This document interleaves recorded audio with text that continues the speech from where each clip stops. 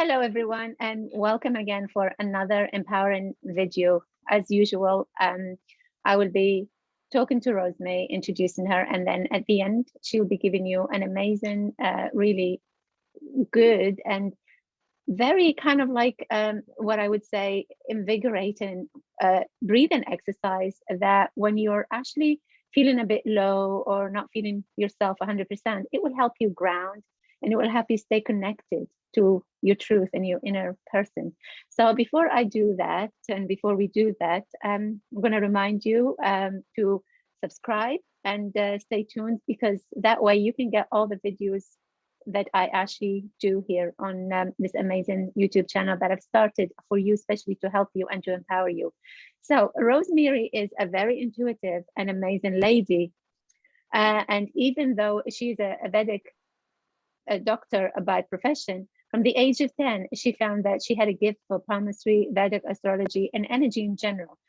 Rosemary, how is India today? Because I know you're here with me from India, and mostly how is the energy of, the month and all of that? Because we're going to talk about energy. We're going to talk about how you can empower people slightly. So tell me more about yourself first. Let me start to let our listeners know you. So, hello everybody. Hi, Hayat. Thank you for having me on your channel. India is doing wonderful. This is festival season. As to what I do, I studied Ayurveda. I practice astrology. I've been practicing astrology now for 30 years. Yes, anybody who needs guidance, anybody who needs any sort of help, I'm always there to help, always there to guide. But most importantly, my own goal in life is to be happy, is to have everyone else around me happy. I think, life should be uncomplicated, and happiness and love and peace is what I live by and what I wish for everyone on earth. Simple. Thank you.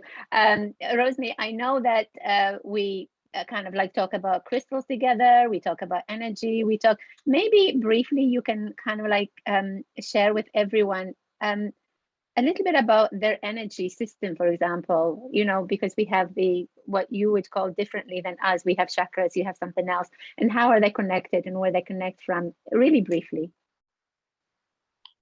Most importantly, so there are the chakras and all. I think we should leave for a different day, because then there is too much of technicality in that.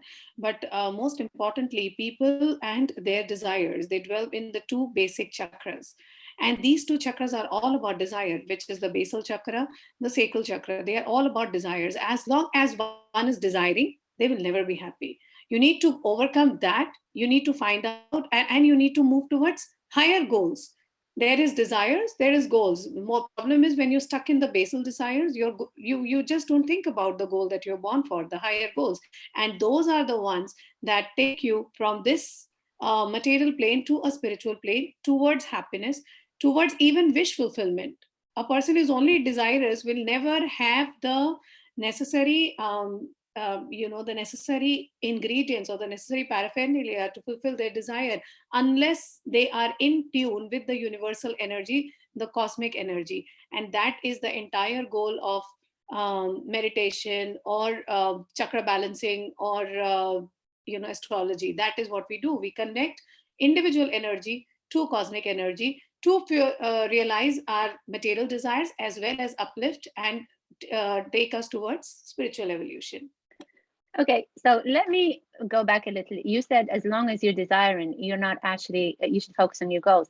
But school of thought have it that some people would say, obviously, the universe, actually, nature in general, puts those desires there for you, in you, to get you to reach your goals. Because if those desires were not there, how would you know what goal to pursue? How would you know where to go? How would you know what you should be looking for?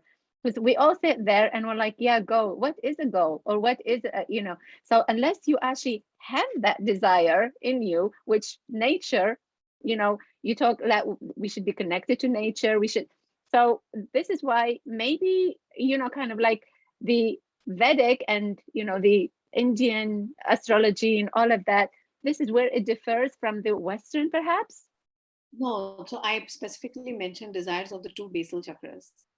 When your Okay, desires so are, the primal desire. yes, the primal chakras, the primal desires. I mean, no, they are so animalistic in nature. That can be fulfilled even otherwise, but you will not get the quality. You will still not be satisfied.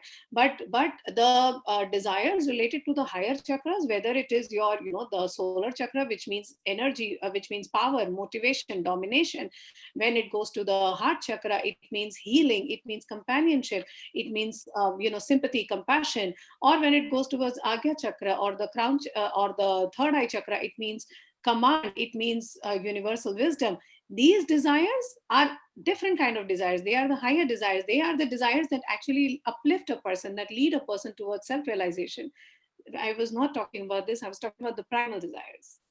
Thank you. It just, our listeners might get confused, so it's nice to clarify.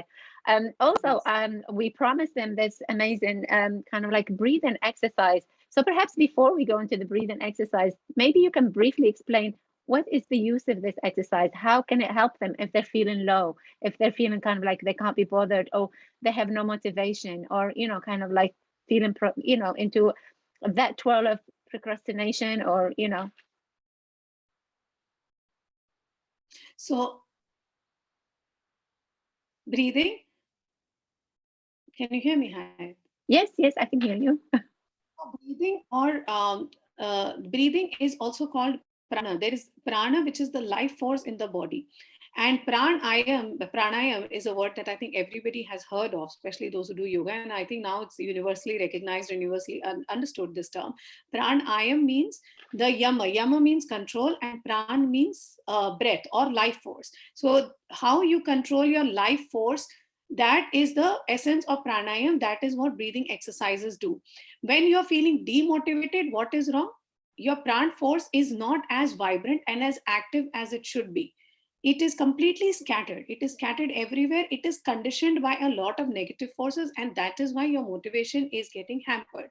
What pranayam does, what breathing exercises do, they actually shrug off all of these negative influences, all of the influences that are dampening your vital life force, and invigorate it again. This is how breathing exercises help in motivating people, help towards the realization of your help towards manifestation of your desires, of your aim, and also gives you the energy, the clear thinking that is needed for goal realization.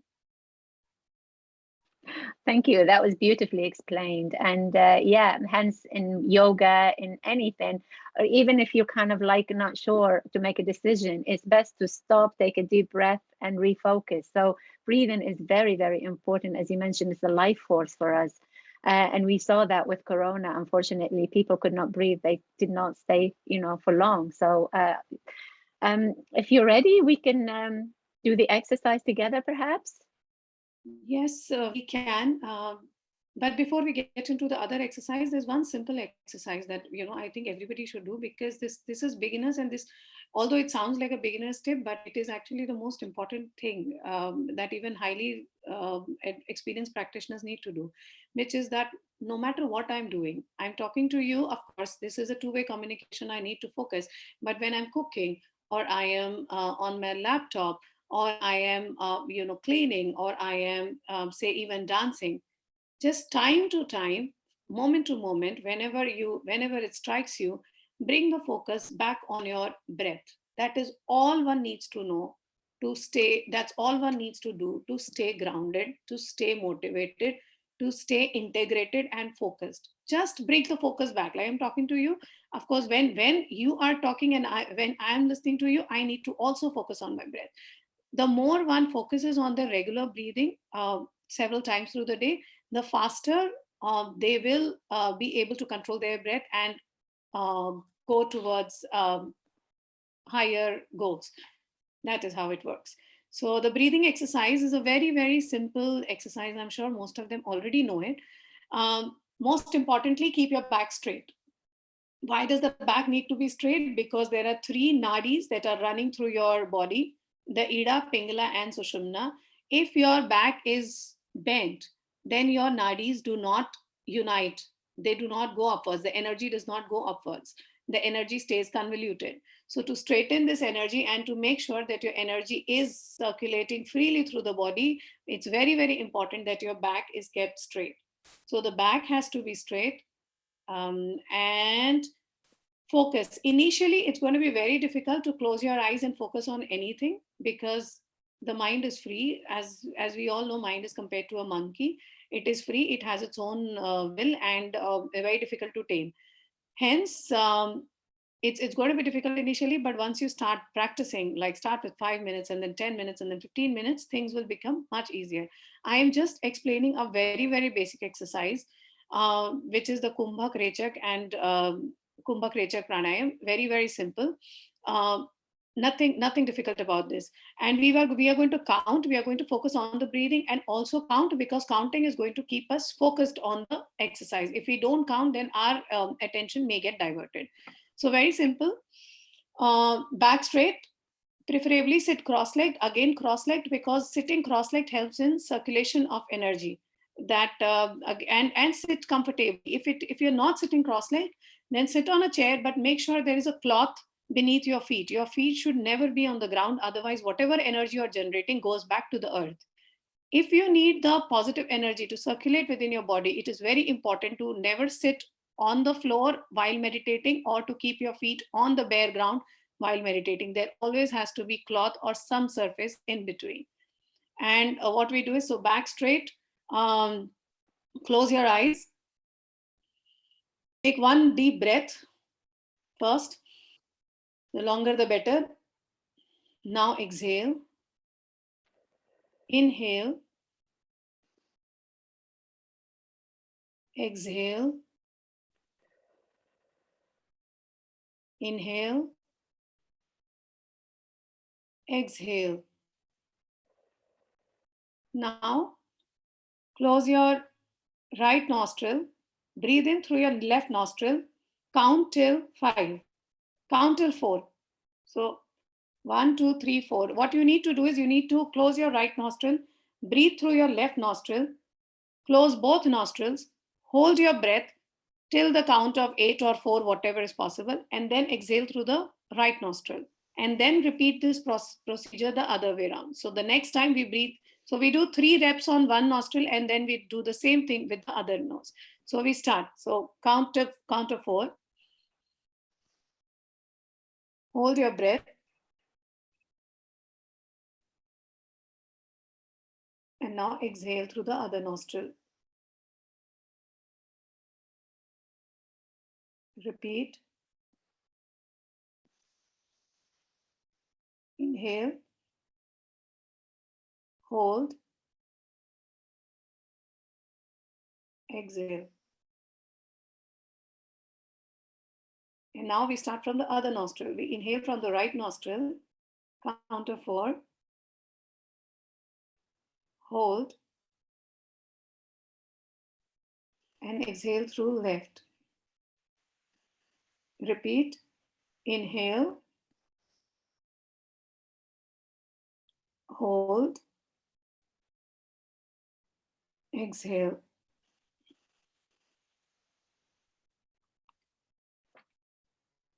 So this is a very simple, yes. So this is a very simple breathing exercise. One needs to sit in a sunlit room if possible while doing this. For those who do it in the evening, preferably use incense around you. Incense has, every incense has different effect. So depending on what you are wishing for to manifest, that of course Hayat will give you more idea on. You need to use a particular incense and meditate, light a candle while you're doing this and observe the effect. Thank you. So that was a really, really nice exercise to get you back into tune and get the energy and, you know, kind of like I felt really light and felt really kind of like motivated afterwards. So yeah, as you were saying, for manifesting all of that, I have more videos to come. So if you guys want to know more about manifesting, want to know more about how to connect with your desires, and also the best thing is to remember the universe and whatever is happening is always according to how you set your intention and how you align with it. So thank you so much, Rosemary. And lovely for you all to join us and to listen to this. And I look forward to you connecting with us again. So remember, subscribe. Thanks, Hayat.